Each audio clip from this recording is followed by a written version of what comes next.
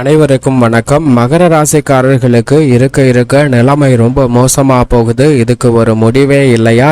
எப்பதான் end card போடுவீங்க என்று நினைக்கக்கூடிய இந்த வேளையில் ஏப்ரல் 22ஆம் தேதி முதல் ராசியின் ராஜயோகாதிபதியாக இருக்கக்கூடிய செவ்வாய் ராசியின் அதிபதியான சனியை விட்டு விலகி 3ஆம் இடமாகிய சகாயஸ்தானத்தில் ராகுவுடன் இணைவதால் பல அதிரடியான மாற்றங்களை சந்திப்பதற்கான யோகம் நிச்சயமாக உருவாகியுள்ளது. மகர ராசிக்காரர்களை பொறுத்தவரைக்கும் 4 மற்றும் 11ஆம் இடத்தின் அதிபதியாகவும் இருக்கிறார் செவ்வாய். சுகாதிபதியாகவும் லாபாதிபதியாகவும் இருக்கக்கூடிய செவ்வாய் ராசியின் ராஜயோகாதிபதியாகவும் இருக்கிறார். அவர் குடும்பஸ்தானத்தில் ராசியின் அதிபதியுடன் இணைந்து இருப்பதை விட அவர் வெற்றிக்குரிய 3ஆம் இடத்தில் மிக வலுவாக ராகுவுடன் இணைவது நிச்சயமாக வரவேற்கத்தக்க ஒரு அமைப்பாக மகர ராசிக்காரர்களுக்கு பார்க்கப்படுகிறது. முரண்பாடான கிரக சேர்க்கை என்றாலும் பல சிரமங்கள் விலகுவதற்கான சூழல் உண்டு. அது மட்டுமல்லாது 6, 9, 10 ஆகிய இடங்களை செவ்வாய் மிகவும் வலுவுள்ளதாக மாற்றுகிறார். மகர ராசிக்காரர்களுக்கு பொதுவாக செவ்வாயை பொறுத்தவரைக்கும் வீரத்தை விளைநிலமாக கொண்டவராக பார்க்கப்படுகிறார். செவ்வாயின் ஆதிக்கத்தில் பிறந்தவர்கள்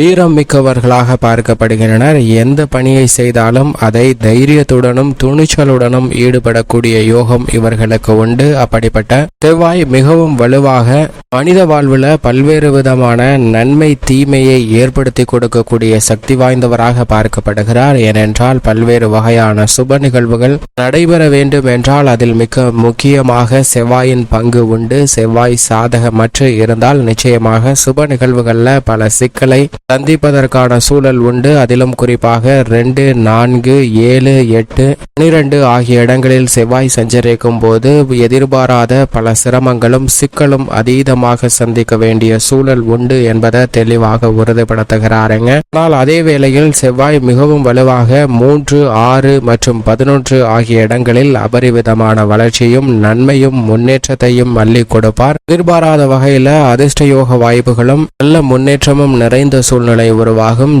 செவ்வாய் ஜென்மத்தில் சஞ்சரித்தாலும் கூட நிச்சயமாக சில சிக்கல்கள் விலகும். அது மட்டுமல்லாது நடுநிலையான பலனை 5, 10 மற்றும் 9 ஆகிய இடங்கள்ல கிடைப்பதற்கான வாய்ப்பை ஏற்படுத்தி கொடுக்கிறாருங்க. செவ்வாய் நவகிரகங்களிலே மிக முக்கியமான ஒரு கிரகமாக பார்க்கப்படுகிறார். ஏனென்றால் சிறப்பு பார்வை என்பது குரு மற்றும் சனிக்கு தவிர மற்ற ஒரு கிரகத்திற்கு உண்டு என்றால் அது நிச்சயமாக செவ்வாய்க்கு மட்டும்தான். ஏனென்றால் குரு 5, 7, 9 ஆகிய இடங்களை பார்க்கிறார். இதேபோன்று சனி பகவானை பொறுத்த வரைக்கும் 3, 7, 10 ஆகிய இடங்களை பார்க்கிறாருங்க. ஆனால் செவ்வாய் 4, 7, 8 ஆகிய இடங்களை மிகவும் வலுவாக பார்க்கிறார். செவ்வாய் மற்றும் சனியின் பார்வை ஏற்படுவதால் கூட பல அதிரடியான மாற்றங்களை சந்திக்க வேண்டிய சூழல் உருவாகும். எனவேதான் செவ்வாயின் அமைப்பு மட்டுமல்ல செவ்வாயின் பார்வையும் மிக முக்கியமான ஒன்றாக பார்க்கப்படுகிறது. அப்படிப்பட்ட செவ்வாய்க்கு நட்பு கிரகமாக சூரியன், சந்திரன், குரு ஆகிய கிரகங்கள் பார்க்கப்படுகின்றன. அதில் சூரியனும் குருவும் செவ்வாயை நட்பு கிரகமாக பார்க்கின்றனர். சந்திரன் சமகிரகமாக பார்க்கிறார். செவ்வாய் தனது பார்வையில் சமகிரகமாக சுக்கிரனையும் சனியையும் பார்க்கிறார். சனி சமகிரகமாக செவ்வாயை பார்த்தாலும் சுக்கிரன் பார்த்தாலும் சனி தனது பார்வையில் செவ்வாயை பகை கிரகமாக தான் பார்க்கிறார். எனவேதான் சனி செவ்வாயினுடைய இணைவோ அல்லது பார்வையோ சில சிக்கலை ஏற்படுத்துவதற்கான சூழல் உண்டு. அது மட்டுமல்லாது செவ்வாய் பகை கிரகமாக புதன், ராகு, கேதுவை பார்க்கிறார். ஆனால் புதன் சமகிரகமாக செவ்வாயை பார்க்கிறார். ராகு கேதுவின் பார்வையில் செவ்வாய் பகை கிரகமாக தான் பார்க்கப்படுகிறது. இப்படிப்பட்ட வேளையில் இருக்க நிலைமை ரொம்ப மோசமா இருக்கு. இதுக்கு ஒரு முடிவே இல்லையா?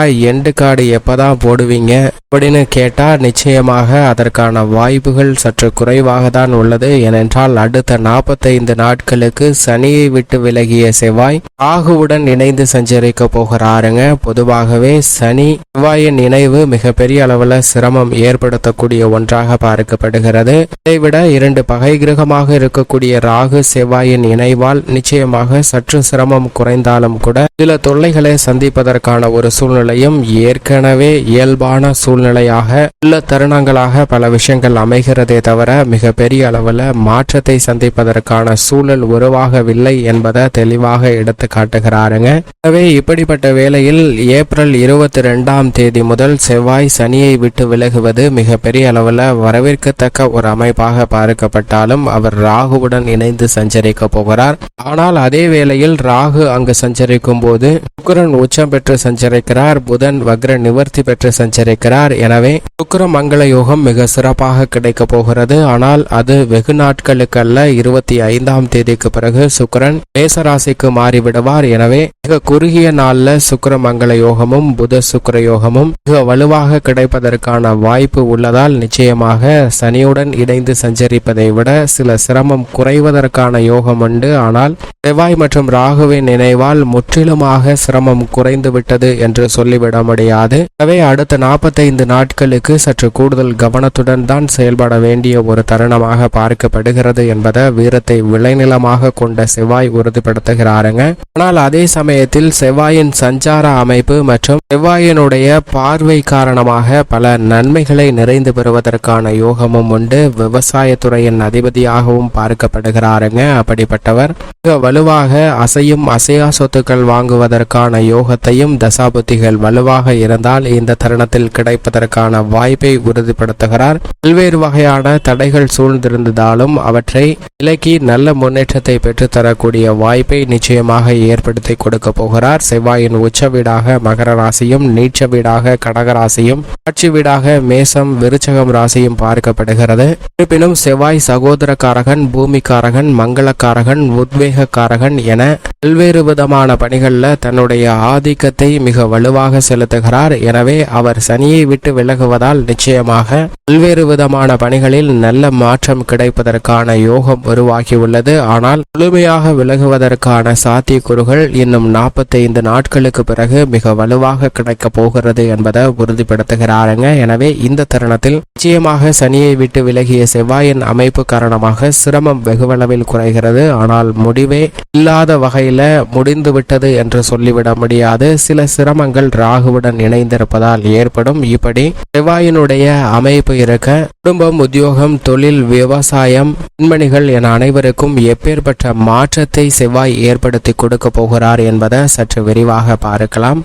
மகர ராசிக்காரர்களை பொறுத்த வரைக்கும் ராசியின் ராஜயோகாதிபதியாக இருக்கக்கூடிய செவ்வாய் மிகவும் வலுவாக 3ஆம் இடமான சகாயஸ்தானத்திற்கு சென்று இங்கு உச்சம் பெற்று சஞ்சரிக்கக்கூடிய சுக்கிரன் மற்றும் புதன் மற்றும் ராகுவுடன் இணைந்து சஞ்சரிக்கக்கூடிய இந்த வேலை நல்ல நேரம் பிறக்கும் தருணம் என்றே சொல்லலாம். ஏனென்றால் ஏழரை சனியின் இறுதி காலகட்டத்தில் இருக்கக்கூடிய மகர ராசிக்காரர்களுக்கு செவ்வாயினுடைய பயிற்சி மிகப்பெரிய அளவில் நன்மையை நிறைந்து கொடுக்கக்கூடிய ஒரு அமைப்பாக பார்க்கப்படுகிறது. இல்லத்தில் ஒற்றுமை அதிகரிக்கும், உடன் பிறந்தவர்களிடம் இருந்த கருத்து வேறுபாடுகள் நீங்கும், உபரி வருமானம் உயர்வதால் குடும்ப வருமானம் உயர்வதற்கான சாத்தியக்கூறுகள் உண்டு. நீதிமன்ற வழக்குகள், பாக பிரிவினை உள்ளிட்ட பல பிரச்சனைகள் சுமூகமாக தீர்வு காணப்படுவதற்கான வாய்ப்பும் யோகமும் இந்த தருணத்தில் நிறைந்து கிடைக்கிறது. 3ஆம் இடம் மிக வலுவுள்ளதாக மாறுவதால் புதிதாக நிலம், வீடு, வீட்டுமனை, வாகனம் வாங்குவதற்கான அதிர்ஷ்ட யோக வாய்ப்புகள் நிச்சயமாக மகர ராசிக்காரர்களுக்கு ராசியின்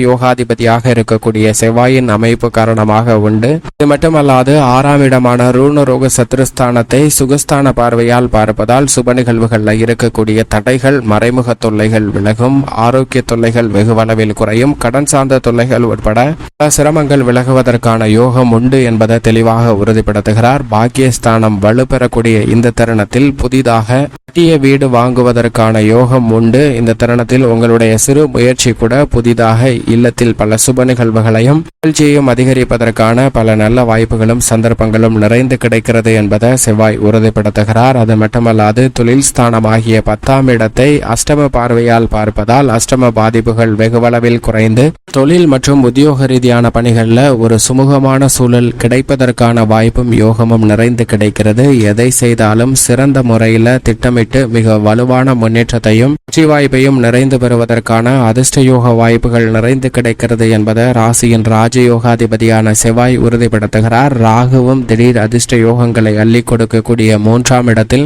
வலுவாக வீற்றிருப்பதால் அதையே உறுதிப்படுத்துகிறாருங்க. இது மிகப்பெரிய அளவில் வரவேற்கத்தக்க ஒரு அமைப்பாக நிச்சயமாக மகர ராசிக்காரர்களுக்கு பார்க்கப்படுகிறது. விவசாயம் சார்ந்த பணிகளில் புதிதாக நிலம், பண்ணை நிலம் அமைத்தல் உள்ளிட்ட பல நன்மைகள் உங்களை தேடி வரும். விவசாயம் சார்ந்த பணிகளில் புதிய நவீன இயந்திரங்கள் வாங்குவதற்கான அதிர்ஷ்ட யோகமும் உண்டு. மாணவ மாணவியரின் கல்வியில் இருக்கக்கூடிய தடைகள் விலகும். கலைத்துறை மற்றும் அரசியல் துறையில் உச்சபட்ச வளர்ச்சியை நிறைந்து பெறுவதற்கான அதிர்ஷ்ட யோகம் நிறைந்த ஒரு தருணமாக நிச்சயமாக செவ்வாய் பயிற்சி மகர ராசிக்காரர்களுக்கு அமைவதற்கான வாய்ப்பு உண்டு. இருக்க நிலைமை ரொம்ப மோசமா போகிறதே என்ற நிலையில் மாற்றத்தை சந்திப்பதற்கான சூழல் உண்டு. பெண்மணிகள் எதை செய்தாலும் அதை சிறப்பான முறையில் செய்து முடிப்பதற்கான அதிர்ஷ்ட யோகம் நிறைந்த ஒரு தருணமாக பார்க்கப்படுகிறது. மேலும் சாதகமாக மாற்றிக்கொள்ள நிச்சயமாக மகர ராசிக்காரர்கள் வாரத்தில் செவ்வாய்க்கிழமை விரதமிருந்து அருகாமையில் உள்ள முருகப்பெருமாள் ஆலயம் சென்று தீபம் ஏற்றி வழிபாடு செய்யுங்கள். தங்களுடைய வாழ்வில் ஏற்படக்கூடிய தடைகள் விலகி முன்னேற்றம் நிறைந்து கிடைப்பதற்கான சூழல் நிச்சயமாக கிடைக்கும்.